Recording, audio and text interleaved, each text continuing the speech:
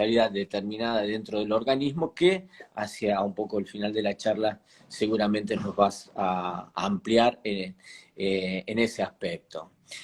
Hoy nos vas a hablar un poquito del proceso penal en la Ciudad Autónoma de Buenos Aires, el rol de la víctima dentro del proceso penal en Cava, un poquito de delitos informáticos y después también a la función que hoy desarrolla, que resulta por demás interesante y hoy es candente en distintas situaciones que se viven socialmente.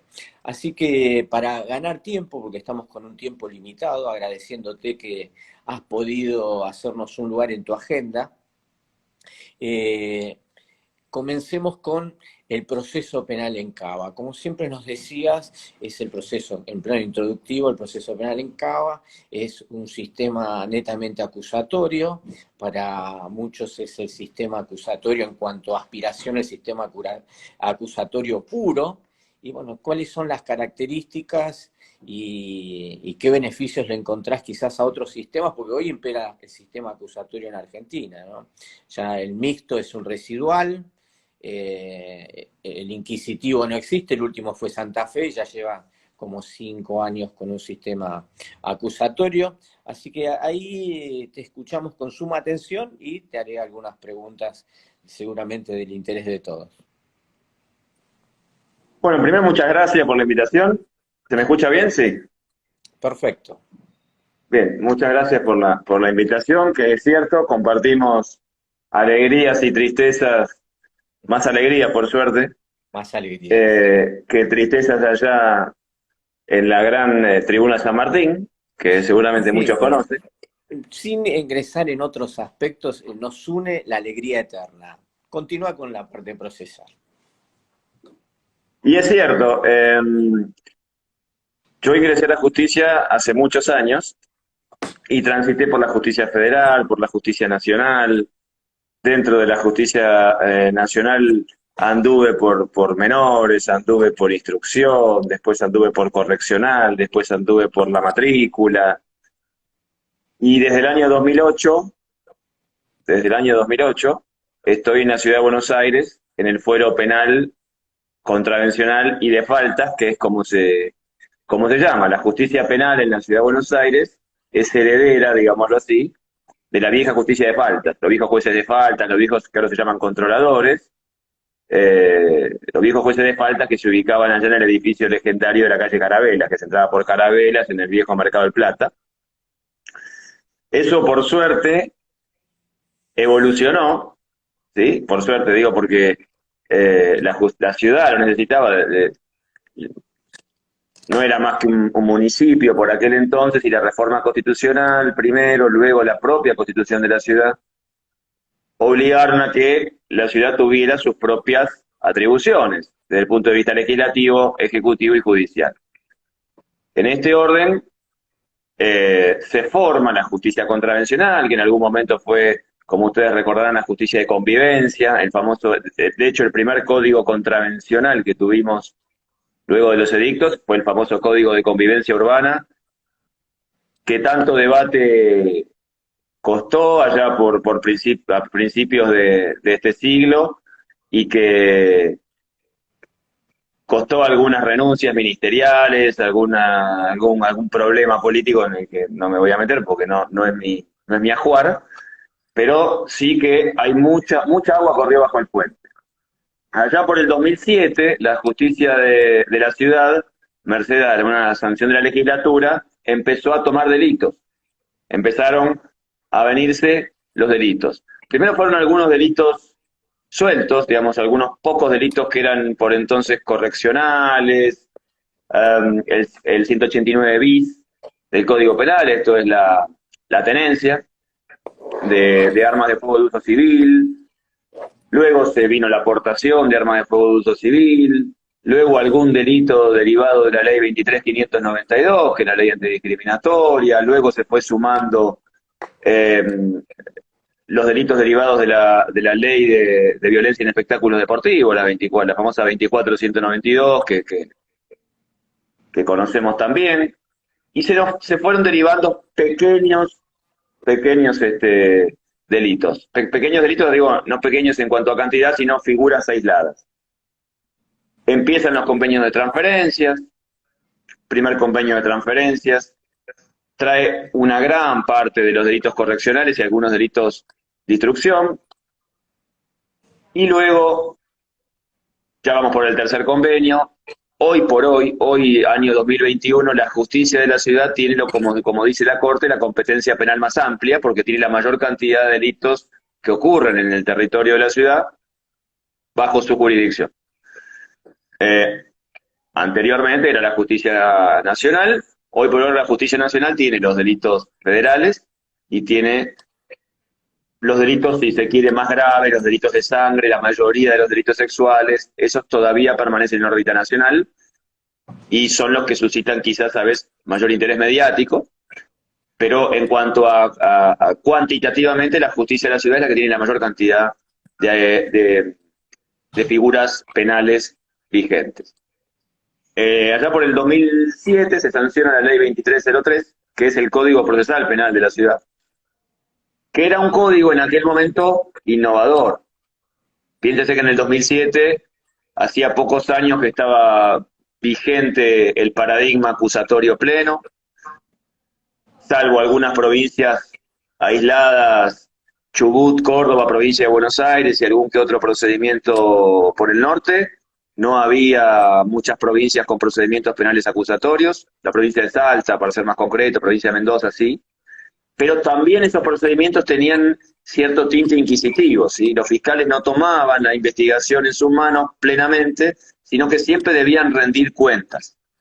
Hoy por hoy también el fiscal tiene que rendir cuentas como cualquier funcionario público, pero en un esquema acusatorio pleno, el fiscal es el que tiene la batuta del procedimiento penal público. Eso fue evolucionando. De hecho, el Código Procesal Penal de la ciudad sufrió dos grandes reformas, una en el 2018 y una en diciembre del 2020. ¿Sí? La última reforma es relativamente reciente, que fue introduciendo algunos cambios que el sistema acusatorio necesitó. Esto es, los sistemas en sí no son ni malos ni buenos, no es que el inquisitivo era malo y el acusatorio es buenísimo, sino el uso o cómo es que los operadores judiciales discurren y trabajan los casos alrededor de dichos sistemas. ¿Sí? Por eso es que no es que el acusatorio es bárbaro, porque el acusatorio en manos de operadores que no lo pueden manejar, que no lo saben manejar o que lo aplican mal, termina siendo como el inquisitivo. Terminan cometiéndose peores atropellos que los del inquisitivo. El acusatorio que tenemos en la ciudad, por lo menos al día de hoy, lo bueno que le encuentro yo, la diferencia que le encuentro yo, es que no hay jerarquías. Eso está muy bueno. El sistema acusatorio destruye las jerarquías. Históricamente yo me crié creyendo que el juez era el que mandaba y que el fiscal y el defensor colaboraban en la acción penal pública, el defensor oficial me refiero, que la querella era un abogado que podía llegar a pagar una persona de a pie y nada más. La víctima era rechazada en la mesa de entradas casi con la misma virulencia que un empleado, entiéndase virulencia institucional, no, nadie le pegaba a las víctimas, pero piénsese que cuando yo empecé, encontrar un despacho en el Palacio de Tribunales era un laberinto. Yo es el día de hoy que me sigo perdiendo en el Palacio de Tribunales. Si no me dice usted específicamente qué ascensor tomar y por dónde entrar, me sigo perdiendo. Entonces, esas cosas hacían que la justicia se alejara de la gente. El paradigma acusatorio no, porque el paradigma acusatorio tiene de suyo la necesidad de que la justicia se acerque a la gente, que no sea la gente aquella que tenga que venir a abrevar al palacio tal o al sector de fiscalía tal. Decía lo de las jerarquías, porque en el acusatorio lo que hay son roles.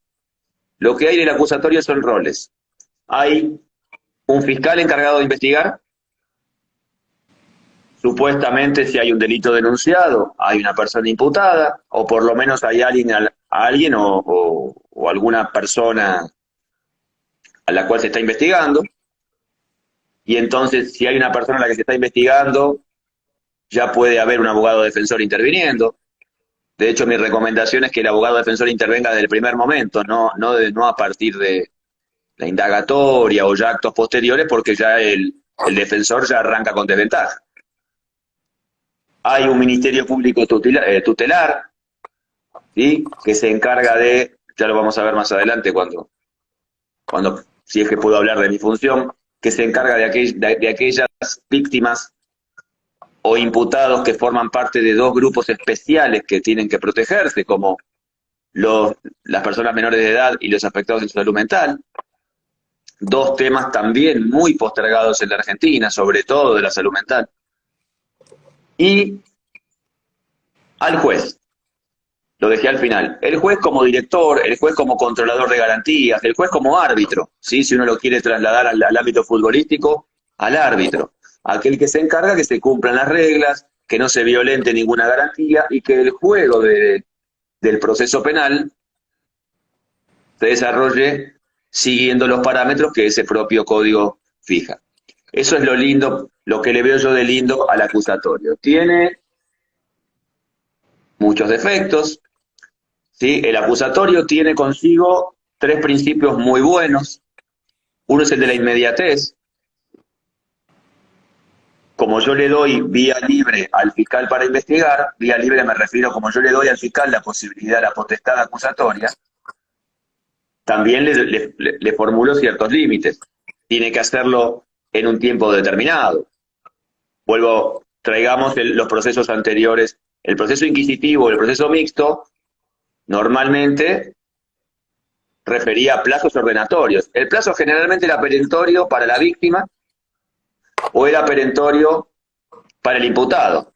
Todos aquellos que hemos defendido a una persona privada de libertad sabemos que los plazos siempre son perentorios, porque si no, el pobre imputado digo yo, desde el punto de vista institucional, el pobre imputado que está privado de libertad, siempre todo es perentorio cuando no está privado de libertad. Y en aquellos sistemas, la libertad era la excepción y la privación de libertad era la regla. El acusatorio viene a revertir estas cuestiones, el fiscal tiene un plazo prudencial, la libertad es la regla, ¿sí?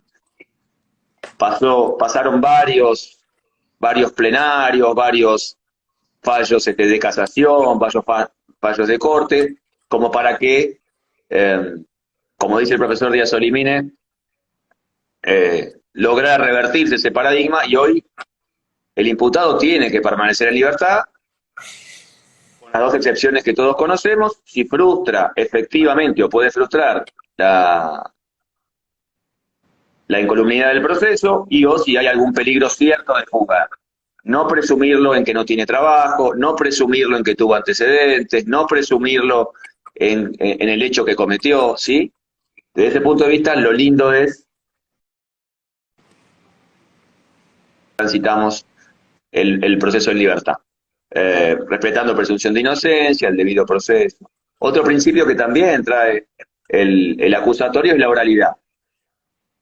A los abogados, normalmente yo mismo lo sigo haciendo, todo lo que me mandan lo imprimo. El abogado tiene una necesidad de papel desmedida. Vio que normalmente los letrados, cualquiera de los que estamos trabajando en la justicia, nos dicen sí, oral, y lo primero que nos compramos es la impresora, o vemos que el cartucho tenga tinta y la resma.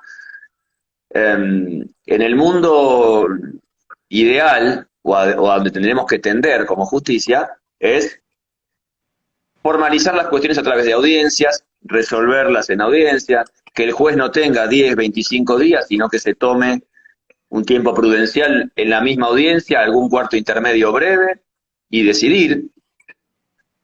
Ya no hay papel, ya no hay expediente. Y se me preguntará, bueno, ¿y el fiscal cómo hace? ¿Cómo hace la defensa? ¿Cómo se controlan las cosas? Hay actos que son formales. La despapelización no es la informalidad del proceso.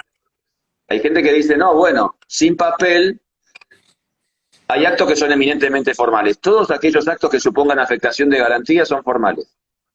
Siempre. ¿Formales qué quiere decir? ¿En papel? No. Formales quiere decir que tienen que respetar determinadas formas.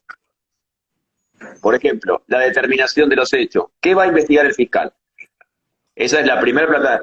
el primer acto formal. ¿Qué va a investigar el fiscal? Acto formal, que tiene que conocer todas las partes, la defensa, si hay alguna afectación el juez, la defensa por lo menos.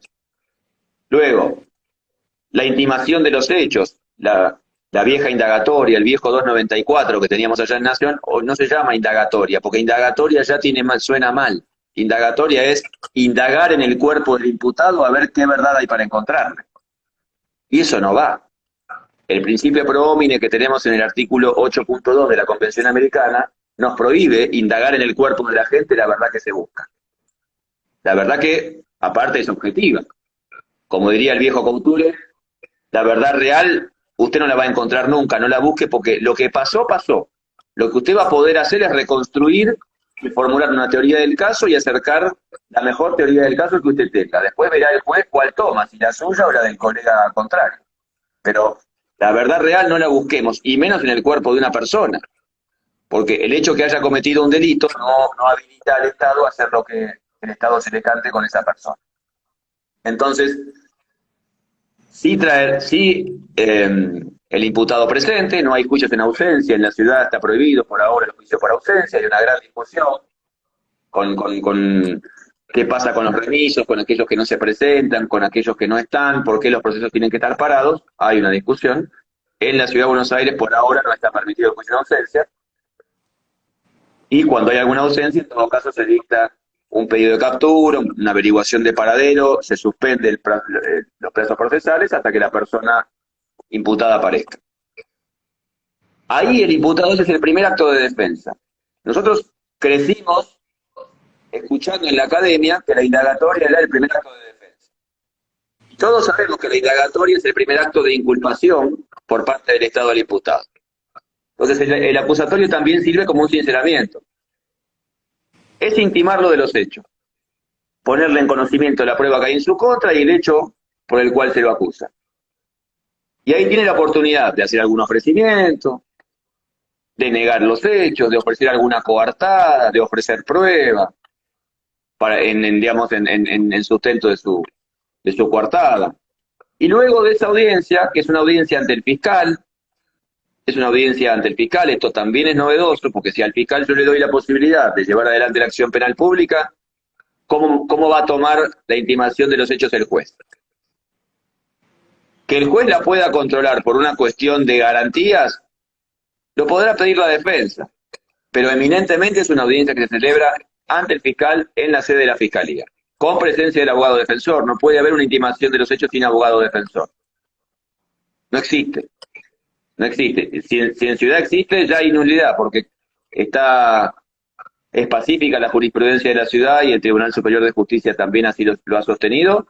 Las audiencias de intimación de los hechos sin presencia efectiva, presente, física de un abogado defensor, no tiene ninguna validez jurídico-judicial. Luego el fiscal tendrá, si tiene una certeza suficiente, apodíctica, para poder avanzar hacia un estadio superior, y no hay ninguna solución alternativa de todas aquellas que están previstas en el Código Procesal, inclusive en el Código Penal, como la conciliación, la mediación, la aplicación de un criterio de oportunidad, el archivo por falta de prueba, el archivo por atipicidad, la falta de acción, la suspensión del juicio a prueba. Si no hay ninguna de todas esas alternativas, bueno, el fiscal requerirá juicio, hará su requerimiento de juicio, con eso se clausurará la etapa investigativa previa y remitirá todo eso al juez encargado de controlar. El juez encargado de controlar controlará en el medio de una audiencia. En dicha audiencia la defensa se podrá presentar, podrá plantear nulidades, podrá plantear excepciones, podrá plantear todo lo que quizá le planteó al fiscal y el fiscal no le escuchó. Es muy común que el defensor vaya a la fiscalía a proponer una probation, no le abran, no lo atiendan, no lo quieran, o el fiscal mismo diga no da para no da, yo te recibo, te entiendo, bárbaro, pero el hecho que te están imputando es muy grave y por cuestiones de política criminal, no, y entonces avanzará hacia un estadio superior y después en la audiencia que el juez tendrá que fijar con conocimiento de todas las partes, la defensa podrá plantear ahí su pedido y el juez, bueno, como nosotros sabemos, en la ciudad de Buenos Aires, sin anuencia fiscal, no es posible conceder una suspensión de juicio a prueba. Eso no quiere decir que no pueda vislumbrarse alguna otra solución, ¿sí? Sin violentar este principio acusatorio, como dije, que el fiscal tenga la acusación penal pública en sus manos. Pero, quizá con presencia de juez, podrían las partes acercarse un poquito más ahí el juez. Si el juez tiene una buena, o la jueza, perdón, tiene una buena muñeca, podrá acercar las partes. Quizás a veces las cuestiones que hay que limar son muy, muy finas. A veces quizás fiscal, si el hecho sucedió en flagrancia, fiscal y defensor tienen un poco reñidos, y entonces está bueno que haya un tercero de afuera que ponga un pañito frío y acerque las posiciones, ¿sí? Eso, y después el requerimiento de juicio, si no hay ninguna cuestión preliminar que lo evite, se hará el debate oral en una sala con presencia de las partes, pública en cuanto no haya ninguna cuestión de que así lo prohíba. Por ahora no tenemos jurados, está en pleno trámite en la legislatura la ley de juicio por jurado. Esperemos que esa decisión de condena o de absolución la tome un jurado popular en breve. Seguramente yo creo que este año o el próximo, ojalá tengamos juicio por jurados en la ciudad. Ya hay toda una preparación, hay toda una unidad preparada, viene trabajando hace muchísimo y muy bien. Así que la ciudad está lista, y yo creo que los ciudadanos porteños están esperando un poquito de participación más pública y más masiva en los asuntos judiciales. Yo creo que una de las grandes deudas que tenemos como Poder Judicial es la cercanía con el ciudadano de a pie, no solamente con el imputado o con la víctima. Por lo demás, creo que hay muchísimo para mejorar desde el punto de vista del proceso penal en la Ciudad de Buenos Aires, pero me parece que vamos por un buen camino. Me parece que de los modelos posibles del acusatorio que actualmente, con la reforma del 2020, tenemos en la ciudad, es un buen camino. Después habrá que ver cómo lo caminan aquellos que lo transitan. Muy bien, ahí nos ha dado toda una introducción y un desarrollo por demás interesante. Enzo, aquí nos detenemos unos minutos, más que nada para un poco intercambiar opiniones en distintos aspectos.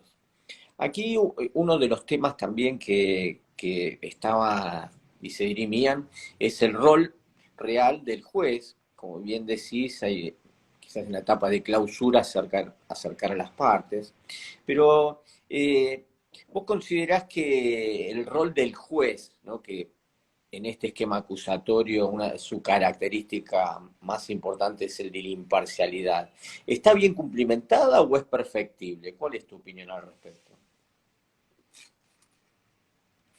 Conozco a los 31 jueces penales, bueno, por cuestiones laborales, conozco a los 31 jueces penales que hoy tiene la ciudad. Para mí son pocos, ojalá en algún momento se amplíe, pero son pocos porque entiendo que tiene que haber mucha más toma de decisiones. No es que hay que pagarle el sueldo a más jueces, entiéndase, no es que estoy pidiendo que nombren jueces, sino que para la cantidad de casos que hoy estamos tramitando en la justicia de la ciudad, son pocos en comparación con otras jurisdicciones. Como cualquier tarea humana y como cualquier esquema, siempre es perfectible. Recordemos que todos los roles que yo mencioné, defensor, fiscal, asesor tutelar y juez, abogado particular, ya puede ser defensor, querellante o etcétera. También tenemos abogado del niño, digo, hay diferentes roles que puede cumplir un letrado particular. Todos somos seres humanos y todos traemos un bagaje detrás. Tratamos de ser lo más objetivos posibles, pero, por ejemplo, la primer camada de funcionarios y magistrados que integraron la justicia de la ciudad venían de Nación, venían del sistema inquisitivo, del sistema escrito. Y lógico, por más buena voluntad, por más preparación, la mayoría de los magistrados de la ciudad tienen posgrados en cuestiones de litigación oral, participan, son docentes, me consta, la mayoría, en jornada de actualización y escriben y se mueven muy activamente, no solamente se sientan en la silla de juez, o de fiscal, o de defensor, o de asesor. En Nación pasa exactamente igual, no es que solamente los porteños se especializan y los demás no van nunca a la facultad, sino que es exactamente igual, todos, pero a veces hacemos cosas inconscientemente y el sistema coadyuva y el sistema lo permite. En el rol de juez, yo no soy juez, ojalá, pero no soy juez, digo, no me toca por ahora. No me, no quisiera criticar por demás a los colegas jueces, pero sí entiendo que es difícil, me pongo en el rol, me pongo un 30 segundos en la piel de un juez, es difícil tener que soltarle la rienda al caso.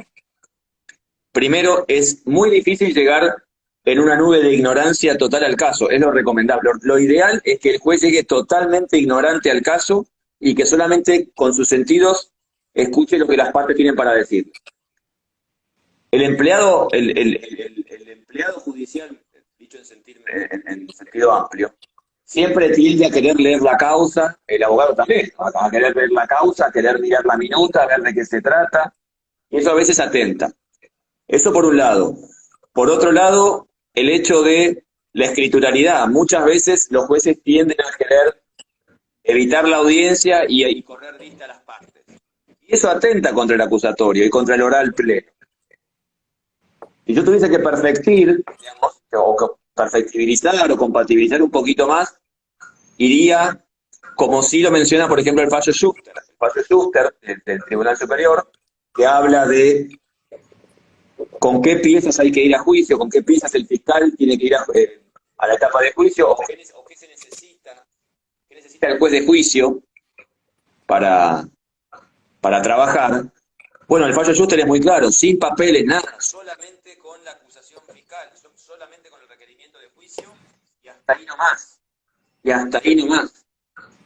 El acta de la audiencia de prueba, esa que yo mencioné, la audiencia intermedia, la audiencia que termina con la etapa preparatoria y que le da inicio a la etapa de debate, ese acta y nada más. Ninguna declaración, nada por escrito, nada por escrito. Y eso cuesta, pero yo no hablo de que los jueces cometan errores, o sea, siempre me paro desde la buena fe. De hecho, cuando tengo audiencias con los colegas, por lo menos en la ciudad, a mí no me ha tocado en estos años que hace que estoy, que me toca, si bien yo soy secretario, me toca alguna vez alternar en alguna audiencia como magistrado.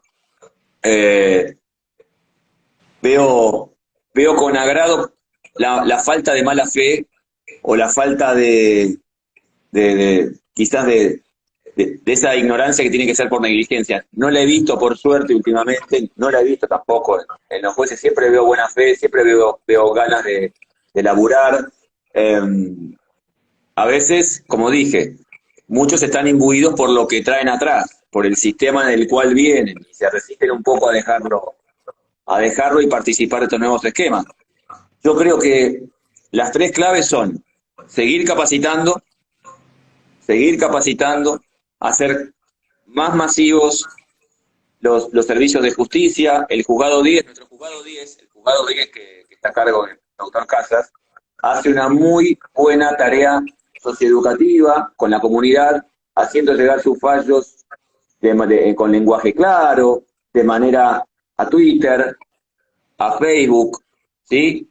Hay un observatorio de lenguaje claro que funciona entre la UBA y la Asociación de Magistrados y el Poder Judicial de la Ciudad, que tratan de eliminar la justicia, el proveer de conformidad, el señoría, esos usos que traemos todos, me incluyo, y que hay que ir un poquito dejándolos atrás. ¿Es perfectible? Sí. ¿Se puede mejorar? Sí. El que diga que no, miente. El que diga que no, y se considera que su laburo lo hace perfecto, desde el punto de vista institucional, no está preparado para mejorar.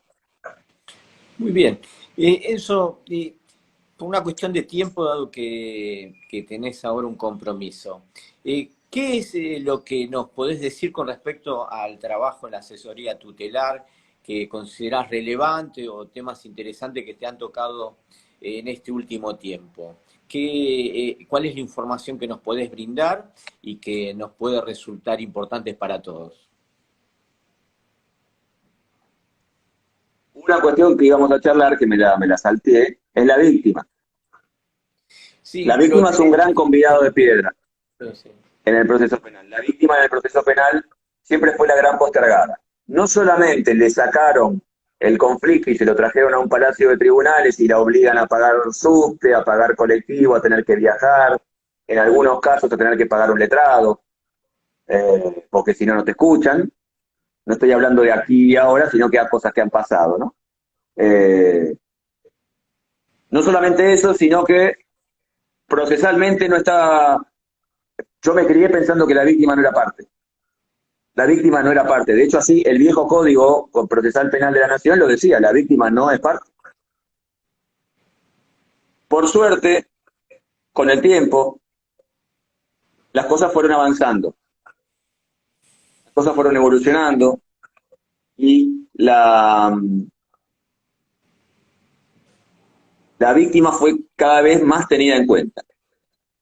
Hoy tenemos vigente la ley 27372, que le reconoce a la víctima un lugar predominante, que le reconoce a la víctima una calidad de sujeto procesal, que le reconoce a la víctima la posibilidad de presentarse, la posibilidad de ser escuchada y demás. Desde este punto de vista, sí es justo decir que en la ciudad de Buenos Aires hace rato que la víctima está siendo escuchada, sí es justo decir que hace rato la víctima viene participando. ¿Sí? Ahora quizás hay un reconocimiento a nivel nacional. Lo bueno es, en la ciudad ya tenemos una gimnasia al respecto. Dentro de ese esquema de participación de la víctima, hay dos grupos de víctimas que históricamente también fueron postergados. En primer lugar, los niños. El viejo esquema tutelarista, donde los jueces de menores decidían sobre los chicos y los chicos no tenían la posibilidad de decir nada porque justamente eran chicos, como son chicos, ese dicho, son chicos. Y por otro lado, los conocidos como los locos de José Ingeniero, ¿no es cierto? Aquel grupo criminal predilecto que si no podían encarcelarlo, lo mandaban a la vieja unidad 20, que por suerte no existe más, ahí en el Hospital Borda, y si estaba muy, muy mal, directamente en un manicomio, y así tenías el caso RBJ, yo les recomiendo la lectura, el caso RBJ, un caso de la Corte sobre cuestiones de salud mental, donde un niño ingresa con problemas de salud mental, un joven con cuestiones de infractor a la ley penal, directamente es olvidado en el Tobar García, Hospital Psiquiátrico Infanto-Juvenil, hace muchos años, y merced a un trabajo de, si se quiere, conteo o a un buen trabajo de trabajadores sociales, a los 42 años es vuelto a hallar ahí. 25 años privado de libertad, 25 años sin ningún tipo de control de nada. El fallo de RBJ es un fallo, yo creo que hay que leerlo. El fallo en sí son 3 o 4 páginas. Cuando hablo del fallo me refiero a toda la historia de lo que hay atrás de RBJ. Hay que leer también los dictámenes previos y demás. Hay que conocer la historia del caso y ver que lo que pasó es terrible. Eso en temas de salud mental. El Ministerio Público Tutelar, creado como un Ministerio Público más, como el Ministerio Público de la Defensa, como el Ministerio Público Fiscal, se ocupa justamente cuando se sale del paradigma tutelar al paradigma de protección integral, que está previsto en la Convención de los Derechos del Niño y en la Ley 26061, aparecen un colectivo de personas, las personas menores de edad, víctimas de delitos, afectadas por los delitos y también imputadas por los delitos, que es necesario llevarlos al proceso para participar, para que ejerzan sus derechos. no solamente para que sean objetivizados, sino para que sean subjetivizados. El Ministerio Público Tutelar vela por la protección, por el efectivo goce de todos los derechos que tienen esos chicos. Concretamente, la asesoría tutelar, en el ámbito penal, lo que se ocupa es de esos derechos previstos en todo el ordenamiento normativo, el derecho a ser escuchado, el derecho a participar, el derecho que tienen como víctimas a que su opinión sea tenida en cuenta, el derecho a no ser objeto de injerencias arbitrarias, el derecho a no ser llevado de los pelos a declarar, el derecho a que cuando se adopte una decisión sea tenido en cuenta que se trata de un niño, la perspectiva de infancia, ese famoso interés superior del niño del que se habla por ahí, que todos hemos escuchado hablar y que termina siendo a veces una cáscara vacía, si uno no la complementa con cómo está el chico, qué necesita el chico, si es adecuado que participe en el proceso, si está bueno escucharlo, si hay que rechazarlo, si no, qué edad tiene, a qué colegio va, qué necesita, procesalmente qué es lo recomendable. Está bueno que el fiscal lo lleve a la fiscalía a declarar, está bueno que se hagan 2 o 3 o 4 cámaras GESEL seguidas por el mismo chico, por el mismo caso, por deficiencia del sistema de justicia. ¿Cómo tiene que hacerse una cámara GESEL? Hay que hacer una cámara GESEL. Tenemos casos de delitos informáticos o de delitos económicos, como por ejemplo el incumplimiento de los deberes de asistencia familiar. Si hay un fundamento económico, ¿para qué vamos a llevar a un chico? Si hay un fundamento económico en el delito, seguramente hay una prueba instrumental, porque si el padre deja de pasar alimentos, se puede acreditar con los dichos de la madre, se puede acreditar con los dichos de algún familiar, se puede acreditar con algún ticket, con alguna factura. Si el padre, por otra parte, tiene alguna defensa que oponer, tiene seguramente algún ticket, tiene seguramente algún testigo.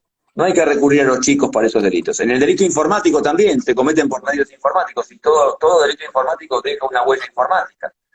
No hay que someter a los chicos innecesariamente a exámenes. Sí, claro, hay que escucharlos. Si el chico levanta la mano, tiene una edad suficiente para ser escuchado y quiere hablar, claro, para eso está el asesor tutelar. Ese es el rol del asesor tutelar. Se encarga de dictaminar en todos los procesos penales en los cuales hay chicos como víctimas, como imputados o como testigos, y su dictamen, si bien no dice la reglamentación que sea vinculante, obviamente que es el Ministerio Público encargado de velar por el efectivo cumplimiento de sus derechos y por ende los jueces siempre tienden a escuchar al asesor tutelar en casi todas las instancias que se me vengan a la mente. Y los afectados de salud mental igual. La gente piensa en los locos y no sabe que, por ejemplo, un ebrio es un afectado de salud mental, un ludópata es un afectado de salud mental, un pródigo es un afectado de salud mental, un adicto a los estupefacientes, ¿sí? Una mula, las famosas mulas de la ley de drogas, también son afectados y generalmente son aprovechados por los narcotraficantes para convertirlos en mano de obra barata, y en el caso que la cadena se corta y la policía los descubra, bueno, se corta siempre por lo más delgado y el propio enfermo termina siendo el sujeto activo del delito, cuando en realidad todos sabemos que hay una autoría mediata siempre y no es así. Pero bueno, ahí también el asesor tutelar interviene, ahí también es necesario participar, hay un derecho a la salud, el derecho de los pacientes, todo el nuevo paradigma sobre salud mental que está vigente a partir de la ley 26657, que es la ley de salud mental, que es necesario velar. Ahí aparecemos nosotros. Nuestro rol generalmente es poco conocido, no tenemos muchos hermanos iguales en otros procedimientos penales federales, me refiero provinciales, sí en Catamarca, en provincia de Buenos Aires hay algo parecido, en Nación ese rol en el ámbito federal lo cumple el defensor público curador de menores e incapaces, que no tienen el mismo rol. La semana pasada tuvo la doctora Karina Chávez, que una colega que ha hecho muchísimo al respecto, que podría hablar conmigo horas de este tema, pero nada, estamos haciendo mucho por darnos a conocer, somos un ministerio público pequeño en comparación con los otros dos. Por suerte nos escuchan, por suerte nuestros colegas de jueces, fiscales y defensores nos consultan, nos corren vistas, nos participan, así que nada, en eso estamos. Bueno, Enzo, un poco nos corre el tiempo, no estoy controlando tu compromiso próximo en minutos, pero acá lo que nos solicitan es que repitas y nos des un detalle para que podamos buscar el fallo de la Corte que de joven, que después ya de mayor estuvo en el Tobar García. ¿Cuáles son las siglas, si las podés repetir? El fallo es, ahí lo puse, RBJ. RBJ. Ok, fenómeno, RBJ. Yo te lo envío. No es fácil de encontrar. Se imaginan que si uno va a la búsqueda de sentencia de la Corte y pone RBJ se puede volver loco, porque son tres iniciales. Yo la verdad Sí, que no me acuerdo el nombre de verdad, pues obviamente como era menor de edad, por eso es claro. RBJ. Por la Pero yo te lo protección. hago llegar, me comprometo en hacértelo llegar y en todo caso que desde la cuenta lo hagan participar los colegas que lo necesiten. Perfecto, me encargaré de eso entonces. Muy bien.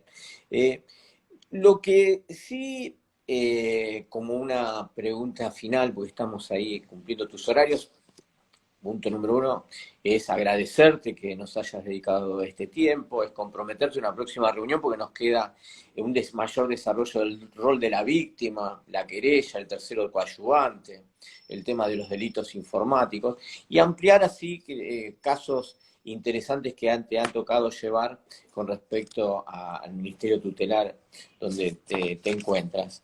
Eh, Danos una definición de la importancia del lugar de donde estás desarrollando tu tarea, que yo lo encuentro como lo más destacable, que no es dentro de todos los poderes judiciales de Argentina, o sea que está bastante limitado, o sea, todas las provincias no tienen personas, funcionarios con tus misiones y funciones, y todo indica que deberían tenerlo todos los códigos, ¿no? Más los acusatorios progresistas que tenemos hoy en Argentina.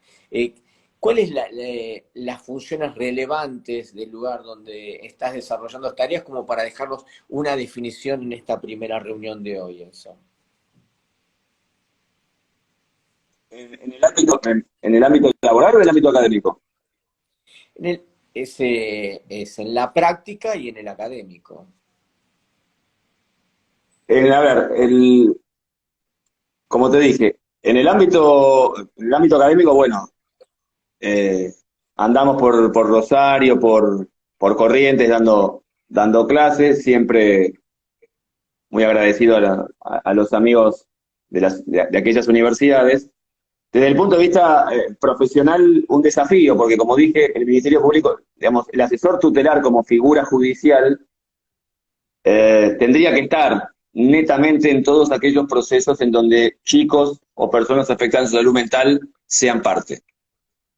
Y no lo veo tanto. Y uno dirá, bueno, ¿lo puede hacer la defensa o lo puede hacer la fiscalía? No, porque eso conduce a una objetivización. Si lo tiene la defensa lo va a utilizar como prueba, y si lo tiene la fiscalía lo va a utilizar como prueba. Y no es la idea. Tiene que haber un Ministerio Público tutelar aparte que se encargue solamente de la protección de los intereses de esas personas y del efectivo goce de derechos. Así lo tiene previsto la Corte Interamericana de Derechos Humanos. Eh, Hay un caso muy conocido, Furlan como el viejo corredor de autos, versus Argentina. Es un caso en donde, por ejemplo, se resalta la importancia de que haya un funcionario, un magistrado específicamente dedicado a eso y que no forme parte de las dos ramas de la defensa o de la acusación para una mejor garantía de derechos. Yo creo que es por ahí.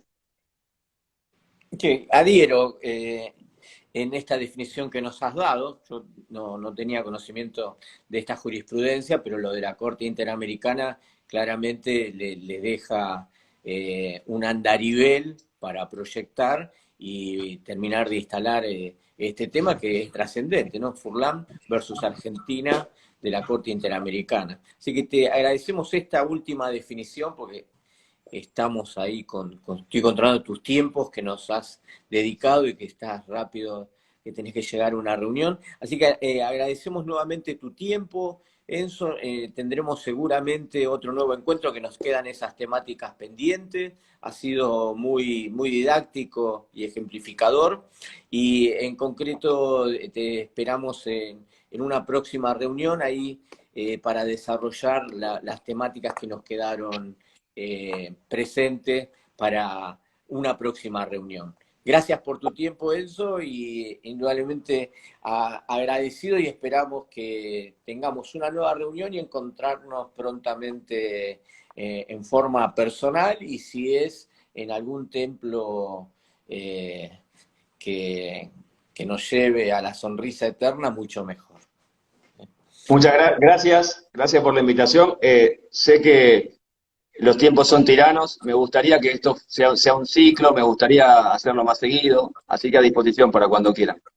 Así lo haremos, así lo haremos. Pues, cuenta con eso y lo vamos a coordinar, porque el Código Procesal de la Ciudad de Buenos Aires es un código procesal no muy expandido en cuanto a desarrollo en la Sapiencia, y hay muy pocos docentes que estén a tu altura para poder explicarlos. Así que para nosotros es un orgullo, un gusto enorme. Así que acá de Muchas encuentro gracias. con penalistas nos vamos a volver a encontrar, eso seguramente. Gracias, Enzo, Gracias. por tu tiempo, y cumplí ahí con la agenda apretada que tenés, y agradecemos tu tiempo nuevamente. Muchas Muchas gracias y gracias. buena tarde para todos, y hasta el próximo encuentro con penalistas. Gracias. Chau, chau. Chao. Salió lindo también.